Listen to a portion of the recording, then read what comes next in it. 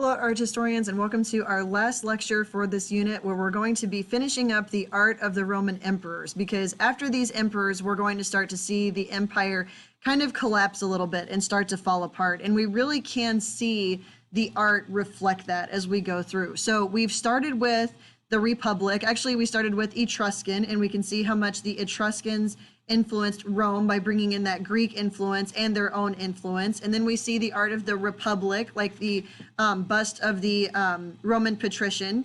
We saw Christianity developing within the Roman Empire, and we saw the art start to change as we have the different emperors go through, as it starts to be about one ruler versus instead the Republic. And then we see this string of really good emperors come through who start to really show that it's not just about the emperors themselves, it's also about the people. So we saw the start of the good emperors like Nerva, who decided that from now on emperors should be chosen and not hereditary. And then we had Trajan, who built that incredible forum and market for the people of Rome to celebrate not only himself but the greatness of the empire.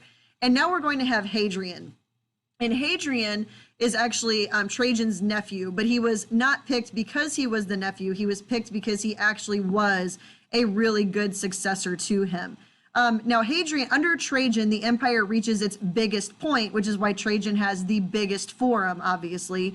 Hadrian, on the other hand, is not going to be so worried about expanding that far. And in fact, he's going to give a little bit of that empire back to some of the places that he conquered, because he doesn't see the need to kind of try to maintain that. He did like to travel around the empire, though. He liked to go see all the different parts of the empire and all the different cultures that he had. And he's a really big fan of Greek culture. And so one kind of defining characteristic in these busts, because the Romans are much more realistic, is that Hadrian was the first to be shown with like a full Greek beard, because in Greek culture, the beard represents age and wisdom, and like basically you're too busy thinking to shave. So as a result of that, he kind of adopts that mentality and also puts, this beard on his face to show that he was along the same lines as those. So what he does is, as he travels throughout the empire, he does like encourage Roman architecture throughout this massive empire, but he also brings other parts of the empire back to his villa that he had. So kind of like Hadrian's villa was this combination of all the different cultures that they had conquered within the empire. So he's not going to have any children. He's much too busy out and about. But he will adopt a grown man as his successor to kind of say, okay, you're going to be the next person in charge to do this job. And he's actually famous for, if you ever go to England, you can see Hadrian's Wall that he actually built in Britain, kind of as a divider between the Roman Empire and the barbarians that were up there in Britain. So you can still go see it and walk on it today because it still runs through England. So Hadrian is actually going to be in charge of what we know as one of the most famous buildings in all of Roman architecture, and that's going to be the Pantheon. And remember, Caesar Augustus, the very first true emperor of Rome, had kind of established this standard of big buildings that send a message, that are awestruck and impressive and really show people the grandeur of Rome. So there actually was originally a building where the Pantheon was, and it was actually it was built by Marcus Agrippa to kind of honor Octavian's defeat over Cleopatra. And Marcus Agrippa and Octavian were very, very close. So this was kind of an honoring thing between the two of them. And this is what even Michelangelo, the Renaissance master, said is probably the most perfect building ever built. Like, it's basically the inspiration for Renaissance architects. Now, the Pantheon was supposed to be a temple to all gods, as far as we know. And that included, because the Romans were smart enough to know that when they took over other places, even though they had their own state gods that were important to worship, and not doing that was kind of treacherous, they embraced all the gods in the empire and was like, okay, well, these are all towards, we're all part of the same group, we're all together, so let's just incorporate your gods into our Pantheon. Now, it's kind of a passive-aggressive dig at the Greeks, the way that the Pantheon is built, because if you look at this angle right here, when you would be walking up to the Pantheon, it looks like a Greek temple front. And in fact, it does have the pediment at the top, the entablature at the top, sitting on top of the columns. And that's the appearance of it. It's got the Corinthian columns in the front. You can't see the massive dome that's actually behind it. So it was almost like you walked in and were just amazed because the outside doesn't match what you experience on the inside. So you would get up closer and then you would walk inside and see this massive dome on the interior that's height was the exact same as its width. Like it was just perfectly, geometrically perfect. And as a result of this, people consider it to be one of the most perfect buildings ever designed. And today it is not, it is a big tourist attraction, but eventually when the Christians take over this area, they will convert it into the first Catholic church in Rome. Like it basically gets converted in its purpose to kind of show that, okay, we're not polytheistic anymore. We're changing old temples into new meanings. So what's really cool about it is the location of the Pantheon was deliberately chosen. All right, so it was placed on the field of Mars originally, so the first building, which is where they believed Romulus, who was the two brothers Romulus and Remus, went to heaven and then became a god. So what's crazy about it is you could draw a straight line across Rome from this mausoleum of Augustus, so Caesar Augustus's mausoleum, to the Pantheon, because remember, Marcus Agrippa designed it as a way to be a tribute to honor Augustus. So that's what Marcus Agrippa was going for. And Augustus was like, no, we don't need to make this about me. We don't need anything about me that's on the outside. He's smart enough to, even though he knows he's an emperor, to not play it as an emperor. So when the old building, the old temple was burnt down, Hadrian was like, okay, we need to rebuild something new here because it is a very sacred spot. And of course, Romulus being included in that Pantheon. But if you notice on the front of the Pantheon, it honors Marcus Agrippa, who had the original building that was here. And again, later on, it will become a Christian church, which is one of the reasons why it survives, is because if they hadn't converted it over, a lot of these buildings that were pagan temples were either torn down or the materials used to make them were used to build Christian churches like St. Peter's Basilica as a way to send a message that they had basically conquered the pagan faiths. So when you would walk into the interior of the Pantheon, it was just completely awestruck, or I can't know why I say awestrucking, but like it's awe-inspiring when you walk in because it was completely unexpected as to what you would see. They had never seen an interior open space like this before with no columns holding up this interior inside. It's just a vast open area, which we're so used to walking into a domed space or a barrel vaulted space, but nobody had ever experienced anything like this. And the diameter of this, so like the height of the dome and the diameter of the dome were the exact same. And then almost defying logic up at the top was an oculus or a hole. So like there's nothing joining this dome together to hold it together.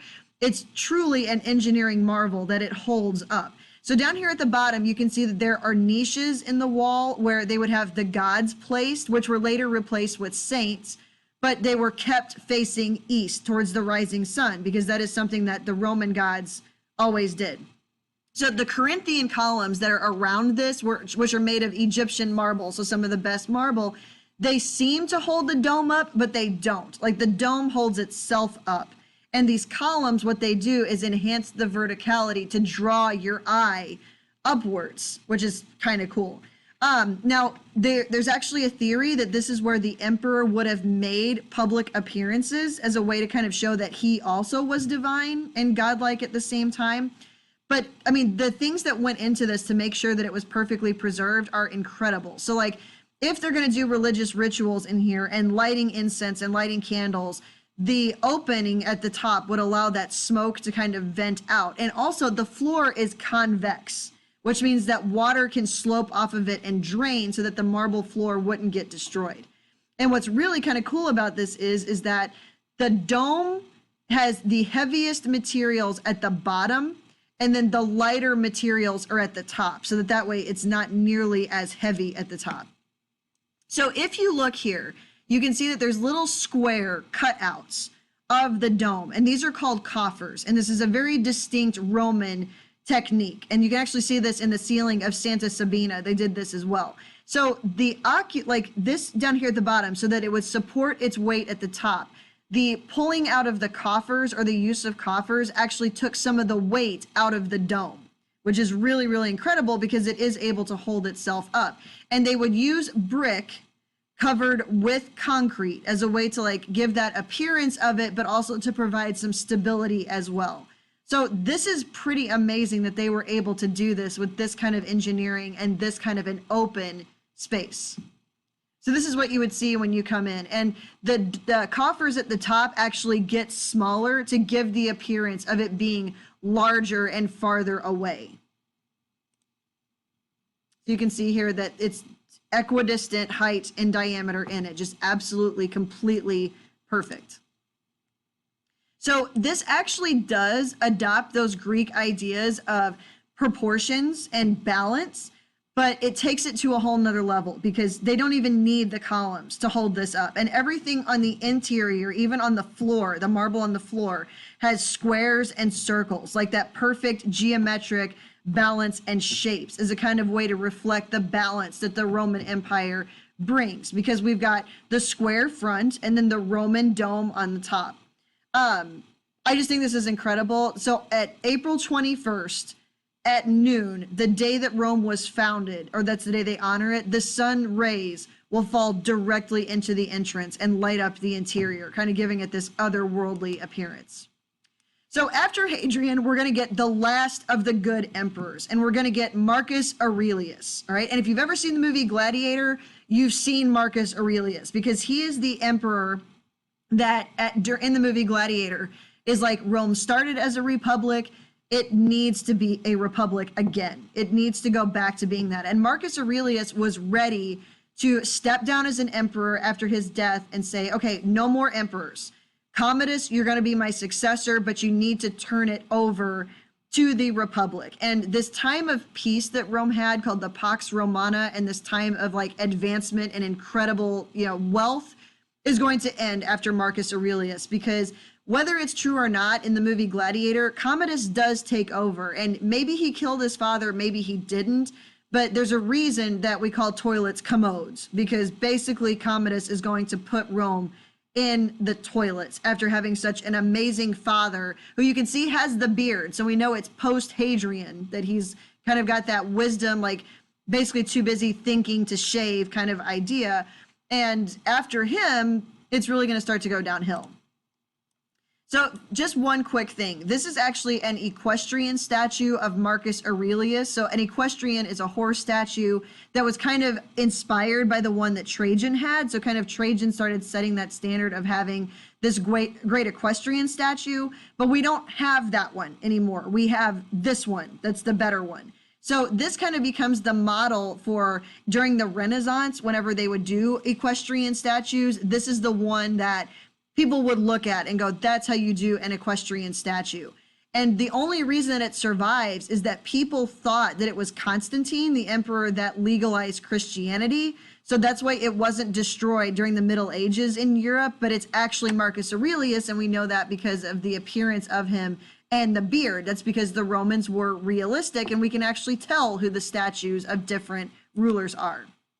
So after Marcus Aurelius died, however that happened, we get Commodus. And Commodus is everything that is wrong with the emperors. He's the whole reason why there shouldn't be successors that are hereditary.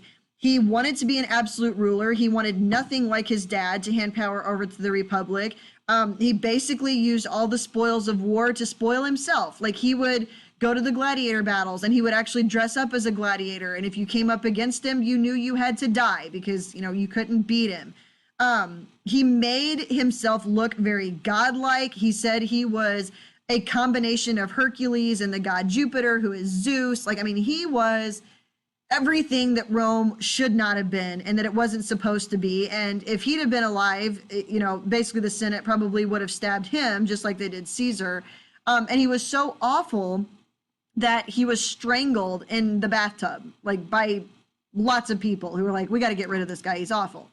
So after Commodus, Rome starts to kind of go into a downward spiral. And some of that is because of Commodus and some of it's not. Basically, when Hadrian stopped expanding out and said, we're not going to do this anymore, you stop bringing in money. And when money stops coming in and you have an army that's paid, they're not going to fight for you. That's going to be a problem. And also, plague is going to come through and wipe out Rome from along the Silk Road. And that means there's less people available to pay the taxes needed to make sure the army is getting paid. And as a result of that, they're angry. Plus, you've got most of your labor in Rome is slave labor because they had so many slaves. So people, unless you own slaves or own land, you didn't have the money to pay taxes anyway. So they're trying to squeeze water out of a rock. And Rome had become very corrupt. People were doing really shady things to get out of paying taxes or get favors. And eventually the emperors became completely worthless, and most of them were assassinated in a very short amount of time because it's like, well, we don't like this one. He's not doing what the army wants, so we're going to kill them. So we do get a new dynasty that rises to power after Commodus, and it's called the Severan dynasty. And if you know anything from Harry Potter about Severus Snapes, he's very severe. He's very tough. He's very scary. And the Severans, that's what they're going to be. It's like, it's getting chaotic around here. We have to try to fix this. We have to put it back together. And you can see that the beard comes off. Like, it's not about the beards right now. It's about being severe and looking stern and, you know, looking tough and like cracking down on everything that's going on in Rome. This piece that they have for the 250 is the Ludavisi Battle sarcophagus. And the whole reason they put this on here is context-wise, this can show you that Rome is starting to come unglued. Literally come unglued, like it's falling apart. This scene is nothing like anything we've ever seen. It is absolutely chaotic, even though it actually is organized into 3 scenes. So up here at the top, you've got the Romans who are going into battle. Then down here at the bottom, you have the Gauls being defeated, or the Ostrogoths. Basically, it's the barbarians that they're constantly fighting against right now because they sense that Rome is getting weak, and there's all this pressure from all of these barbarian groups who are running away from Attila the Hun. So it's either run towards Attila the Hun or run towards the Roman Empire. And then down here at the bottom, you can see the last scene, and you can see the Gauls being defeated. And the use of this extreme high relief and twisting really shows the look of like the Hellenistic Greek, like, which is the end of the Greek period actually, and this is going to be the end of the Roman period because things are falling apart. Like in Rome, it's just chaos, it's crazy, and the relief is so high that there's overlapping figures in it. Like there's horses behind people, there's people behind people, like it is extreme. You can see people blowing the horns to go into battle. You can see the horses charging behind the emperors. Then you can see the battle scene right here in the middle of them attacking the Gauls, and then the dead Gauls down here at the bottom. So this is actually, why did they focus on this as a sarcophagus? Well, because Christianity was becoming so popular, they start to bury more often than they do cremate. So the sarcophagi actually, you know, grew in demand. Like this became a business for people to build these incredible sarcophagi that celebrated things that were going on in the empire at the time. And at this point, at the end of the empire, it is chaos, and the Romans trying everything they can to keep their empire in place despite outside pressures. The lid of it actually shows the barbarians handing their children over to the Romans as slaves. Like that's what the top cover of it is. And the classicism we've seen in like Caesar Augustus and Hadrian and all of that, that's going out the window. Like this is not a time to worry about classical perfection. It's the idea, the emotion, the invoking inspiration to show that the empire is not falling apart, even though it actually was. And the barbarians, like, even though the Romans look like they're moving, the barbarians look frozen. Like they know they're going to get beaten, which is kind of an image to anybody who is seeing this. And this is just some zoomed in details of it where you can see it, that the Gauls almost look like cartoonish, where the Romans look a little bit, not perfect, but you can get the point. I just think these are funny. You can see the chainmail that they're wearing, so you can see the advanced armory. You can see their soldiers. This guy has his shield raised to bash this guy in the head. And you can see another guy peeking out behind him. Like this is incredible high relief to show the action and not so much, and the emotion, but not the perfection of it. So just to show you, this is from, the top one is from the Ara Pacis Augustae. That's the empire, the altar of Augustan peace. And then you look at the Ludavisi Battle sarcophagus and you can kind of go, yeah, well, it's a little bit more chaotic and hectic now. So eventually what's going to happen is, as all this internal conflict over Christianity and fighting and taxes and corruption really impacts Rome, an emperor named Diocletian is going to decide to split the empire in half. He's like, we are going to split it into two halves, where each half is going to have an emperor and a co-emperor. So each side is going to have a Caesar, and then they're going to have a subordinate under them. And one emperor is going to live in Rome, and the other one is going to live in Byzantium in Turkey, which is later going to be the Byzantine Empire. So you can see, sorry, the picture is blurry, the split here. So on one side, you've got the Western Empire, and then on the other side, you have Diocletian's empire, which he was smart. He took the more well-protected location in Byzantium in Turkey. So you don't have to know this for the 250. I just want you to see what happens as the empire gets more and more hectic. Like you can see right here, this is called the 4 Tetrarchs, which is the 4 rulers. Basically, there's 2 and 2, but they're all joined together out of one piece of rock, and they're all united together. But look at how it starts to look now. Like, it's very cartoonish and almost abstract and not very realistic anymore, because the message is much more important now than the perfection of it.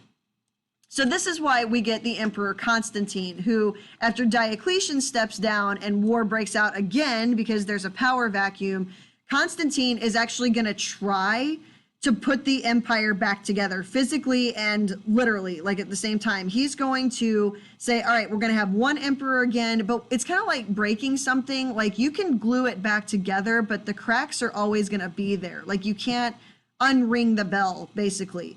And one of the things that he tried to do to heal a little bit of the rift in his empire was by legalizing Christianity in 313. It'll eventually become the state religion of the Roman Empire. But for now, he just makes the decision to, okay, we are going to legalize this so that way it stops tearing the empire apart. We got bigger things to worry about. And this is an example of those triumphal arches that you can see right here. This is the Arch of Constantine, that it's got 3 barrel vaulted arches. It's concrete covered in marble on the outside. You've got the engaged columns that don't hold anything up, that are just there for decoration. And you can see these circles right here, these circle decorations. Those are actually pieces that he took from the monuments to the good emperors like Hadrian and Trajan and Nerva, to show that he's going to do the same thing as them. Like, he's going to be one of these good emperors. And this is just another picture of it, but classic picture of a triumphal arch. And you can see the Colosseum over there to the right. So just another picture of it.